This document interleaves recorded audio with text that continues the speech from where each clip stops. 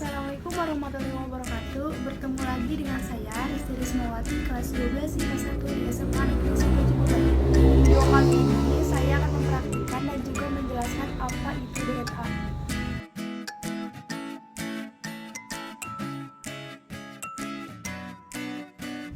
Simak video berikut ya.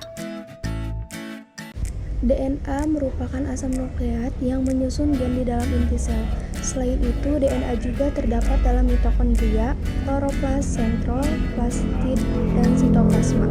DNA merupakan materi genetik yang membawa informasi biologis dari setiap makhluk hidup dan beberapa virus. DNA dibawa oleh setiap individu ke keturunannya. Fungsi DNA membawa informasi genetik, memiliki peran dalam pewarisan sifat, mengekspresikan informasi genetik, menyintesis molekul kimia lain, dan menduplikasikan diri atau bereplikasi.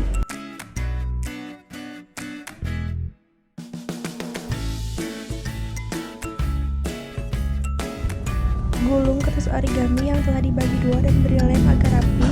Lakukan hal tersebut sebanyak 14 gulung.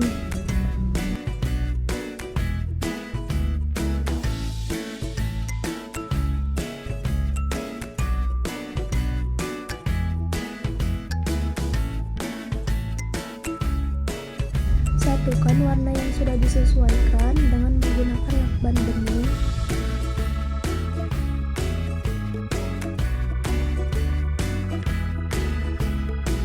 Siapkan lakban coklat dan bagi menjadi dua bagian. Lalu tempelkan gulungan origami ke lakban coklat sebanyak 14 baris. Tutup bagian ujung gulungan origami dengan sisa lakban. Seperti ini bentuk hasil berikut DNA double helix. Struktur DNA. Struktur DNA terdiri dari suatu molekul besar kompleks dengan dua pita panjang saling berpilin membentuk heliks ganda. Setiap DNA terbentuk dari ratusan hingga ribuan polimer nukleotida. Setiap nukleotida terdiri dari gula, pentosa, deoksiribosa atau 2-deoksiribosa, gugus fosfat atau oxalifosfat, basa nitrogen atau nukleobasa. Sifat DNA. 1. Jumlah DNA konstan pada setiap jenis sel dan spesies. 2. Kandungan DNA dalam sel bergantung sifat ploidi atau jumlah kromosom. 3. Bentuk DNA pada inti sel eukariotik seperti benang yang tidak bercabang. 4. Bentuk DNA pada inti sel prokariotik, plastid, dan mitokondria berbentuk sirkuler. Replikasi DNA. Replikasi atau proses menduplikasikan diri ini terjadi saat interfasi sebelum sel membelah dengan tujuan agar sel anakan hasil pembelahan mengandung DNA yang identik dengan DNA sel induk. Jika terdapat kesalahan pada proses ini, sifat pada sel-sel anakan akan mengalami perubahan. Kemungkinan replikasi DNA melalui 3 model, diantaranya 1. Semi-konservatif, yaitu rantai ganda DNA lama berpisah, kemudian rantai baru disintesis pada masing-masing rantai DNA lama. 2. Konservatif, yaitu rantai ganda DNA lama tidak berubah, berfungsi sebagai cetakan DNA buat DNA baru. 3. Dispersif, yaitu beberapa bagian dari kedua rantai DNA lama digunakan sebagai cetakan DNA baru, sehingga DNA lama dan baru tersebar. Dari ketiga model tersebut, model semi-konservatif merupakan model yang paling tepat untuk proses replikasi DNA. Replikasi semi-konservatif ini berlaku bagi organisme prokariotik maupun eukariotik.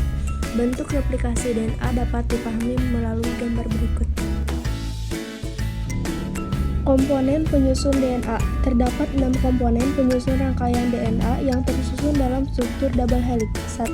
Deoksiribosa, 2. Gugus fosfat, 3. Sitosin, 4. Timin, 5. Adenin, 6. Guanin.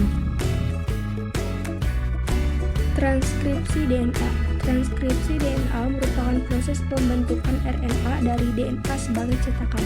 Proses transkripsi menghasilkan mRNA, rRNA, dan tRNA. Pembentukan RNA dilakukan oleh enzim RNA polimerase. Proses transkripsi terdiri dari 3 tahap, yaitu 1. Inisiasi, yaitu enzim RNA polimerase menyalin gen sehingga pengikatan RNA polimerase terjadi pada tempat tertentu, yaitu tempat di depan gen yang akan ditranskripsi. 2. Elongasi, enzim RNA polimerase bergerak sepanjang molekul DNA, membuka double helix dan merangkai ribonukleotida ke ujung 3 dari RNA yang sedang tumbuh. 3. Terminasi, terjadi pada tempat tertentu. Proses terminasi transkripsi ditandai dengan terdisosiasinya enzim RNA polimerase dari DNA dan RNA dilepaskan. Mungkin cukup sekian video dari saya. Mohon maaf bila ada kesalahan karena masih dalam tahap pembelajaran. Terima kasih. Wassalamualaikum warahmatullahi wabarakatuh.